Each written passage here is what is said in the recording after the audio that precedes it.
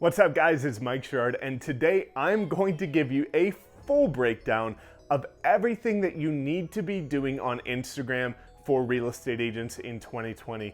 What I'm gonna do for the first time ever on YouTube is I'm going to break down not just every single thing about the feed, reels, stories, highlights, IGTV, and live. I'm gonna give you the exact examples of what you need to be post, the exact functionality of every single one of those components, and exactly what to do in order to attract clients, build your brand, and start to leverage Instagram properly. So stay tuned, make sure you take notes because I've got everything mapped down behind me, and I wanna make sure that now after watching this one single video, you know exactly what to do instead of having confusion about how to properly leverage Instagram for real estate agents. So the only thing that I have to say is that if you do get value from this video, all that I ask in return is to smash that like button. It helps me with the YouTube algorithm, and it also inspires me to keep putting out content for you. So without further ado, let's get into it. What we're gonna do is first explain each single aspect of the platform, and then I'm gonna tell you exactly what you should be posting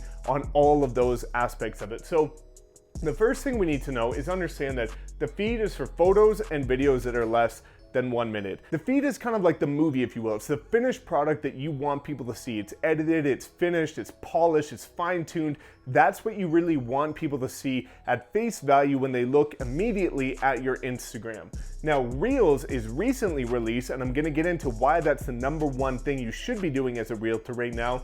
But these are 15 to 30 second videos, short form video formats that are very much like TikTok, but not like TikTok in a way that you have to be dancing around like a 17-year-old, because I don't do that, but I'm crushing it and gaining followers like crazy solely by using Reels, and so are agents that are simply doing what I'm going to explain in a couple minutes. Now, stories are one of the biggest things that you need to be mindful of. Stories are 15 seconds and you can put them in a sequence. So stories are the best way to stay top of mind, but also how to build a raw, authentic connection with your audience, because we all know that on Instagram or any social media platform, the goal ultimately is to create the like, know, and trust factor. People are gonna get to like you when they see 1 or 2 of your posts that they really like.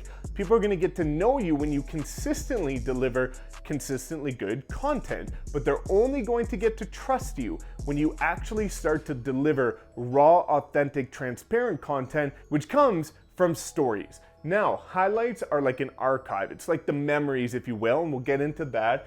IGTV is 1 to 10 minutes, which is longer form video format, which is going to be used for, again, high production that you want your clients to see, that you've put good effort into. And then live is up to 4 hours long and something that you can do on an ad hoc basis. So let's get into what you should be posting on each aspect of the platform to maximize the results. So what we're going to start with is the feed, which is up here. You want to be using the 80-20 rule. And what that means is that 20% of your content can be real estate specific, just listed, just sold, open house, coming soon, things like that. You do not want to turn your Instagram into a homes and land magazine. People will never relate to a house. They will like some of the photos of houses, but nobody's ever gonna see a photo of a house and say, regardless of which agent's behind that, I wanna work with them. It just doesn't happen, so don't expect it to happen if you do that. You want 80% of your content to be lifestyle, passion, personal, family, and real estate related, but you need to be in the photo. So you need to make sure that you are actually in the photo of 80% of your content. It can still be an open house, but instead of being an open house of just a stock image overlay with a banner on it, take out your phone, have a selfie with your signs behind you showing that you're at the open house. Or when you've got all of your nice brochures and flyers and things set up for the open house, again, selfie or get somebody to take it for you of you actually at the open house. Same thing comes with property tours. Now, what should you be posting on your feed? You want to be doing just listed, just sold. You can do open house. However, you do not want to do price reductions, because that's like saying to your audience, hey, didn't really price it right, can't get it sold, had to do a price reduction. Price reductions, save that for Facebook ads. For Instagram, leave it out. Now, the #1 thing that you should be posting on your feed is this: UGC, or clients, user-generated content. So if you look back on my Instagram profile, what you'll see is I've got this big 5-foot sold banner with the O as a smiley face, and I used to get my clients or myself to hold it outside of every single property that I sold. Now, why is this good? Number one, user-generated content. I would send it to my clients and get them to post it on their social media. When they post photos about your experience working with them, that's gonna be your biggest key to getting referrals. Now, you also wanna be doing clients because again, it shows that people really enjoy working with you, because every real estate agent says, well, I just love to provide such a unique experience and everybody loves working with me, but show, don't tell, right? Now, the next thing is networking and on the job. So you want to be documenting some nice photos of you on the job. It can be you at, again, different sort of places, landmarks. If there's any sort of famous architecture at your city, make sure you take a picture there. If there's any big businesses that are very popular, cafes, restaurants, bars, things like that, you want to take a picture there. And again, you want to make sure that if you're networking and collaborating with other business professionals, influencers, or entrepreneurs in your market, take a picture with them, because when they share that photo, again, you get to tap into their audience, which attracts people to you.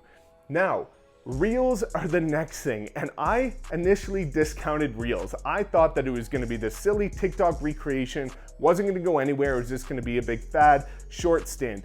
However, they are here to stay. And not only are they here to stay, one thing that you need to know is that there was first TikTok, now there's Reels, and most people don't know that YouTube is in the process of beta testing YouTube Shorts, because India banned TikTok and India right now has access to YouTube Shorts. I'll have another video about that later, because you can actually create YouTube Shorts in North America right now. However, Reels are the best thing for gaining following in your local market. The organic engagement on Reels, and I've tested this with my own videos. I posted a video a year ago on Halloween and it got 400 or 500 views. I posted the same thing as a Reel this year and it had 4,000 to 5,000 views. I think right now it's over 5,000, 5,300 or something like that. The Reel engagement is nuts. But what should you be posting on Reels? Because most people say, well, Mike, I don't want to be dancing around to silly songs like a little TikTok influencer. You don't have to, and I don't. If you check out my Instagram at Mike_Sherrard, you'll see I'm not dancing around and I never will be. But the Reels are crushing it. So as a realtor, this is the easiest thing right here that you can be posting for your Reels. Property teasers. Take your phone out whenever you're going to show a property and just do a couple panning clips, maybe 3 seconds here. It's 15 seconds long. Do 3 seconds in one room, 3 seconds in another room, in 5 different rooms, 3-second panning shots, and you're done. You don't even have to be in the video. And if you do that, the organic reach of that is nuts. Now, additional things that you can do, you can actually do Reels similar to what I'm doing, which is buyer seller quick tips. So because you get either 15 seconds or 30 seconds, you have the ability to do a 15-second or 30-second couple quick tips. Should you stage your house? What do you need to do to get prepared? What do you need to do for a moving checklist? How should you get the right agent? What do you need to do to get more money for your property? Or anything like that. Buyers tips, sellers tips, investors tips are great things to do for Reels right now. And the reach you're going to get and the following you're gonna get organically is second to none. So I highly recommend you start to invest some time into Reels. Now the next thing has been one of my favorites, which is stories. Now stories again are short form, they die after 24 hours. And this has actually been my biggest ROI in terms of what people have found on my Instagram that have turned into clients. And not just myself, but also the thousands of agents that have gone through my free social media training, where I discuss the exact stories that I put out that have attracted 6 figures of clients a year for me. Just comment below if you do want that free masterclass, but people are also consistently getting the most from their stories. The reason being is because it gives people the ability to build a connection with you. So I talked about the feed being like the finished product, the movie, if you will. Well, what stories are the raw uncut footage, the behind the scenes, as you can see here, that everybody wants to see. That's why shows like $1 Million Listing, Selling Sunset exist. People are genuinely curious about the behind the scenes of the real estate industry. And if you give them the insight as to that in your market, you're going to do very well. But it also allows you to highlight your true personality, because with the feed, it can be finished, polished, it can be edited, it can have filters and things like that, but the rawness of stories is what allows people to get to know the real you, and that's when they're gonna get to trust you. So what should you be posting in your stories?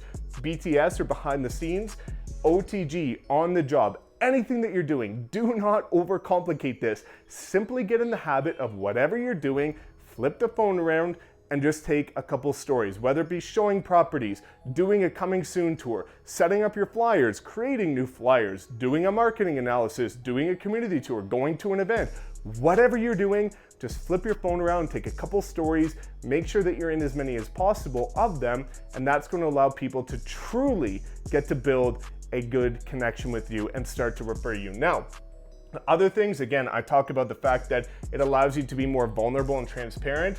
And this is the big thing, is you want to document your journey because people can get to follow along. And that's going to, again, not only help you stay and become and remain top of mind, but it's like vlogging. If you look at anybody, Gary Vee, Ryan Sherrard, they all talk about vlogging. But what I can tell you from experience is that vlogging is an extraordinary effort. It's time consuming, it's difficult, and it's a lot more to take on than most people think. But stories are a great way to basically vlog without having to edit, without having to produce or publish, and it goes away after 24 hours. So if there's something that you look silly in or you don't like how you look in it, don't worry, it goes away. So stories, you have to become active daily on stories. Now, Highlights are something that are a bit unique. So if you look on Instagram at the bottom of your profile, you'll see your highlights. What should you be doing on highlights? Your highlights, you should be archiving your memories. So for realtors, I recommend you creating each of these highlights here, which is a sold highlight, listed, testimonials, communities, events, city, travel, or passions and hobbies. So what this can mean is that your highlights, whenever you sell a property, create your nice sold post, add it to your story, and then save it as a highlight. Same with your listings and your testimonials. So what this allows you to do is that whenever somebody new from your market comes across your Instagram, then they're gonna be able to see all of your amazing testimonials in one location. They're not gonna have to go scroll searching for it. They're gonna see at the top of your profile that people really have enjoyed working with you. They're gonna see all of your sold photos that you've actually got the job done and some of the new things you've got coming up. It's a great way, again, to highlight your passions and hobbies or travel experiences. And it's a great way to, again, if you're farming certain areas, have a highlight for that community, and anything that you're doing, whether it be a barbecue in the summer or some sort of Christmas event in the winter, toss it in there. And then whenever people from that community see you've got a highlight on that community, you're gonna be in a pretty good situation for getting that lead. The next thing is IGTV. So this is 1 to 10 minutes. What should you be doing on IGTV? Number one, you want to be doing city, property, and community tours. Typically, again, I talked to you about doing teasers on Reels because it's 15 to 30 seconds, but in terms of a full tour video, that's gonna be reserved for your IGTV because you typically have a tour video for a nice property that's between 2 and 5 minutes. Anything longer is too much, anything shorter doesn't show enough. So for city, property, and community tours, that's directly to IGTV. Same with event highlights. If you're having some sort of brokerage event, agent event, some sort of community event, whatever you're doing, a highlight reel of that event would be great for posting on your IGTV. And the last thing is simply repurposing your YouTube videos. If you've got a YouTube video about buyers tips, sellers tips, investors tips, market updates, monthly market updates are a great one. Make sure that you post them as well to your YouTube as well as IGTV. Now, the final thing is live before I talk about what you need to be doing on a daily and weekly basis on each of these. For live, this is mainly for becoming top of mind and staying top of mind. The reason being is that stories will help you become top of mind, but live will help you stay there because whenever you go live, it notifies your entire audience. All of your followers get notified that you're going live. So this is a great way to, again, push your name to the top of their feed, make sure people remember you and don't forget about you, and maintain that top of mind awareness. Now, what should you be doing on live? Q&A, events, and coverage. So Q&A, if you just have questions that are frequently asked by your audience, go live and share it. The next thing is, again, the most easy one, which is what I like to do, simply events and coverage. So if you have any sort of city event or any city festival or any community event, anything like that, just go live and share it because, again, it's a great way to remain top of mind without you having to put any effort into it. You simply flip your phone around. You don't even have to be in the video and just show what's going on at the event, fireworks, different stages and performances, things like that. Now, let's talk about what you should be doing in terms of frequency of each of these platforms. Number one, 2 to 3 times a week, feed and reels. You want to make sure that you're posting on your feed 2 to 3 times a week. Now with reels, you can actually post it on your feed. When you go create a reel, you actually have the option of promoting it on your feed. So that could count as one of your posts. And IGTV, you also have the ability to promote the first 60 seconds of your long form video on your feed. But more or less, you want to be posting at least 2 to 3 times a week on your feed, whether that be a traditional feed post, which is a photo or less than 1 minute video, whether that be a reel, or whether that be a promo of your IGTV.